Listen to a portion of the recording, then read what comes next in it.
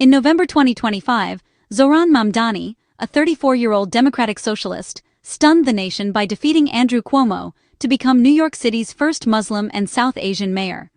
His victory was more than just a political upset. It was a moment that reverberated across the country, signaling a new era in American politics. For many, it was a sign that the city was ready to embrace bold, progressive leadership and break away from the status quo. Mamdani's campaign, built on promises of affordable housing, improved public transit, and social justice, energized a city hungry for change. His message resonated with working families, young activists, and longtime residents alike, uniting diverse communities under a vision of hope and equity. The election marked a milestone for progressive politics, inspiring similar movements in cities across the nation. But even before the celebrations ended, a political firestorm erupted, threatening to overshadow the historic win. Newsrooms buzzed with speculation, and supporters watched anxiously as the story unfolded. Prominent Republicans, led by President Donald Trump, wasted no time in launching a public campaign questioning Mamdani's U.S. citizenship. Their accusations dominated headlines and quickly became the focus of national debate. They claimed his naturalization was fraudulent and demanded he be barred from office, fueling outrage among their supporters and sparking heated arguments on television and social media. Mamdani's story, born in Uganda, raised in Queens, and naturalized in 2018, became the center of a national controversy. His journey, once celebrated as a testament to the American dream, was now being dissected and questioned at every turn. For immigrant communities, his rise was the American dream realized, a symbol of hope and possibility. But for his opponents, it became a rallying point, a target for those who saw his background as a threat to their vision of America. The attacks quickly escalated from rhetoric to formal threats, raising the stakes for millions of naturalized citizens across the country. Many began to fear for their own status, wondering if they too could become targets in this new political climate. The battle over Mamdani's citizenship became a flashpoint in heated debates about immigration, identity, and the very definition of what it means to be American. Politicians, pundits, and ordinary citizens all weighed in, turning the controversy into a national reckoning. It forced the nation to confront not only the laws behind citizenship, but also the deep political and cultural divides shaping America's future. The question of who gets to belong was no longer theoretical, it was front and center, demanding answers from every corner of the country. The challenge to Mamdani's citizenship was a calculated, coordinated effort. President Trump labeled him a communist and called for investigations, setting off a wave of Republican attacks. Representative Andy Ogles accused Mamdani of lying on his naturalization application, citing his DSA membership and even his old rap lyrics as supposed evidence of communist and terrorist sympathies. Representative Randy Fine falsely claimed Mamdani had only recently arrived in the U.S. and faked his citizenship. The New York Young Republican Club tried to invoke the 14th Amendment, arguing Mamdani's political positions amounted to disloyalty. These accusations, though easily disproven, were designed to sow doubt and delegitimize his election.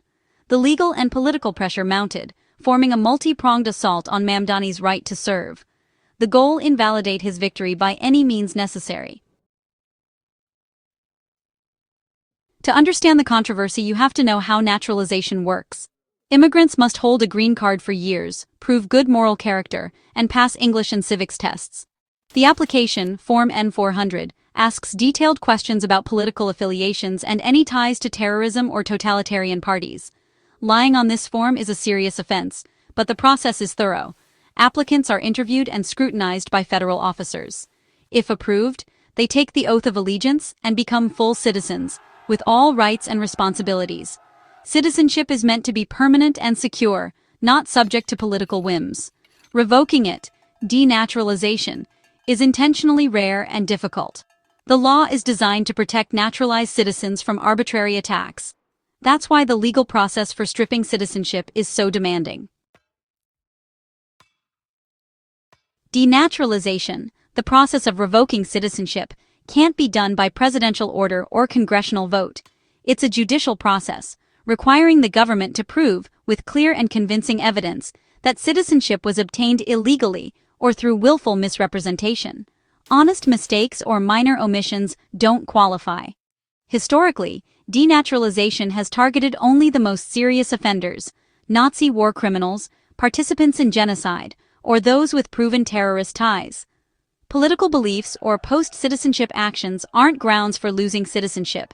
Even under aggressive enforcement, denaturalization remains extremely rare. If it happens, the person usually reverts to permanent resident status, not automatic deportation. In Mamdani's case, the legal bar is extraordinarily high. When the allegations against Mamdani are examined, they quickly unravel. Fact-checkers and public records confirm he met all legal requirements for citizenship. Claims that he lied or faked his status are demonstrably false. The accusations about communism hinge on his DSA membership, which is not the same as being in the Communist Party. The terrorism claims rely on a misreading of his 2017 rap lyrics, protected speech, not evidence of criminal activity. Legal experts agree. There's no credible evidence of fraud or ineligibility. The case is built on misinformation and political spin, not facts. The government has presented nothing that would hold up in court. At the heart of the current attack is a misleading and persistent claim that democratic socialism is the same as communism. This false equation is not just inaccurate, but it's also used to stoke fear and suspicion. The Democratic Socialists of America, or DSA, is often painted with the same brush as authoritarian regimes, but the reality is far more nuanced and rooted in American democratic traditions. U.S. immigration law makes a clear distinction between totalitarian communist parties, which seek to overthrow democracy, and democratic socialist organizations like the DSA, which operate openly and lawfully within the political system. The law recognizes that advocating for social and economic reforms through democratic means is fundamentally different from supporting violent revolution or authoritarianism. The DSA is a legal, non-violent group that works within the democratic system. Its members participate in elections, organize peaceful rallies, and advocate for policies through public debate. Simply being a member of the DSA is not, and has never been, a barrier to U.S. citizenship. In fact, thousands of immigrants have become U.S. citizens while openly supporting or joining the DSA. Their commitment to democracy and civic engagement is celebrated, not condemned, by the very system they have joined. The second pillar of the attack, Mamdani's rap lyrics, completely ignores the protections of the First Amendment. Artistic expression, including music and poetry, is a core part of American free speech, even when it challenges authority or addresses controversial topics. The Supreme Court has repeatedly affirmed that political speech, even when it is provocative, unpopular, or critical of the government, is protected by the Constitution. This protection is essential to a healthy democracy. Mamdani's lyrics reference a well-known court case, not support for terrorism or violence. His words are part of a long tradition of artists and activists using their platforms to spark discussion and question the status quo. There is no evidence whatsoever linking his speech to any illegal activity or incitement. Attempts to criminalize his words are not only unfounded, but also threaten the rights of all Americans. Using Mamdani's artistic expression as grounds for denaturalization would set a dangerous precedent, putting the citizenship and free speech rights of millions at risk. It would mean that anyone's words, taken out of context, could be used against them. Legal experts across the political spectrum agree. This is protected speech, not a crime. Defending these rights is essential to preserving the freedoms that define American democracy. If the legal case is so weak, why pursue it? The answer is politics. In today's climate, legal battles are often less about the law and more about shaping public opinion, energizing supporters, and sending a message to opponents. Political actors know that even a flimsy case can be a powerful tool when amplified in the media and on social platforms. The attacks on Mamdani are seen as an effort to delegitimize a progressive, immigrant, Muslim mayor and rally a political base. By targeting his background and beliefs, opponents hope to stoke fear and division, making it easier to mobilize voters who feel threatened by change or diversity. Mamdani and civil rights groups call out the racism and Islamophobia at play. They argue that these tactics are not just about one individual, but about sending a warning to anyone who doesn't fit the traditional mold of leadership in America. The rhetoric, calls to send him back, isn't new. It's a familiar refrain used to question the legitimacy of immigrants and minorities in positions of power. False claims of recent arrival and accusations that ignore his years of service, are designed to paint him as an outsider, regardless of his contributions or commitment to the community. And links to terrorism echoes old prejudices.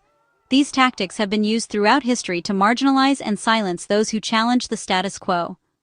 Groups like CARE warn this is part of a broader pattern, using immigration status as a weapon against political adversaries. They point to a growing trend where citizenship and belonging are questioned whenever someone dares to speak out or lead. The message to naturalized citizens is chilling. Your rights are conditional if you challenge the status quo. It's a reminder that acceptance can be fragile, and that political winds can shift quickly. This controversy is about more than one man. It's a battle over who gets to belong in America. It raises questions about what it truly means to be American, and who gets to decide. The campaign against Mamdani exposes the deep divides over race, religion, and identity in U.S. politics. It's a stark reminder that the struggle for inclusion and equality is far from over, and that the fight for belonging continues in every corner of the nation. Legal experts overwhelmingly agree. The case against Mamdani is baseless. The standard for denaturalization is high, and there's no evidence he lied or committed fraud. DSA membership and protected speech are not grounds for revoking citizenship. The courts would almost certainly dismiss any case brought against him. The effort is widely seen as political theater, not a serious legal challenge. Attempts to use the 14th Amendment are even more far-fetched. Experts warn that targeting naturalized citizens this way would create a dangerous two-tiered system. The security of citizenship is a cornerstone of democracy, and must be defended. The facts are clear. Trump and his allies cannot revoke Mamdani's citizenship. The legal process is rigorous, and the accusations have no foundation. This is a political battle, not a legal one, meant to cast doubt, energize a base, and undermine a historic victory. The attacks exploit fears about immigration, race, and religion, reflecting a polarized political climate. Mamdani's case is a warning. Citizenship can be weaponized for political gain, threatening the rights of millions. While Mamdani will almost certainly take office, the controversy leaves a lasting mark. It's a test of America's promise to welcome and protect all citizens, regardless of origin. His victory, despite the attacks, is a testament to that ideal. But the fight to uphold it continues.